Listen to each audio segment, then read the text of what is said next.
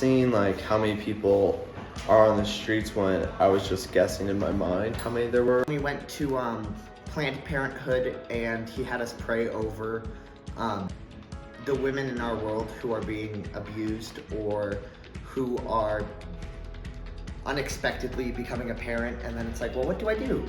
Learning different people's experiences and hearing their stories, because it gives you a different perspective on the world. I saw another side of the city than I had been used to. Every time I'm going to be going through the city, I'm going to be seeing those homeless people a little bit differently.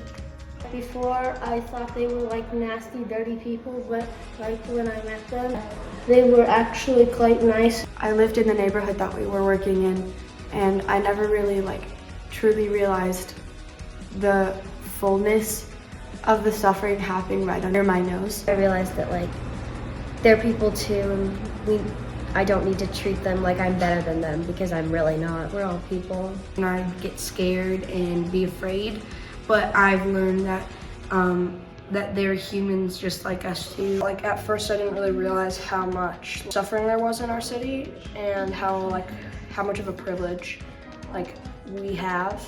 Kathy was forced out of a hotel and was she was living on the streets for 9 months now. When I heard her story, I was like, wow, that could happen to me someday. I could be on the streets just like her if I did that mistake one time in my life. And Pam shared her story with us, and she just really inspired me because she was so passionate, and she was trying to help her family. She was living in an unsafe environment, and she wanted us to pray for her because she was afraid. And she was living in a neighborhood that was really unsafe. And she couldn't feed her children. His love for his people that are hurting, but then the way that he graciously uses fallen people to carry out his mission. He uses his people in different ways to serve others, and how we are called as his disciples to serve everybody else in our community. Everything that's going on is a part of his plan. Everything in our city, we're just a tiny little part. So people experiencing homelessness they're a part of his plan too. His care for the people that we forget, and how everyone's his children.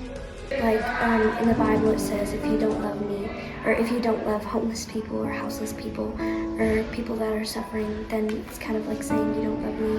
He doesn't really see some people as worse than others, and that I am equal to all of the different people, no matter what position they are in their life, what stage they are. It's impossible for us to have radically changed the world on this trip, but it has revealed to us that there is a problem that must be radically changed through the grace of God. I can't even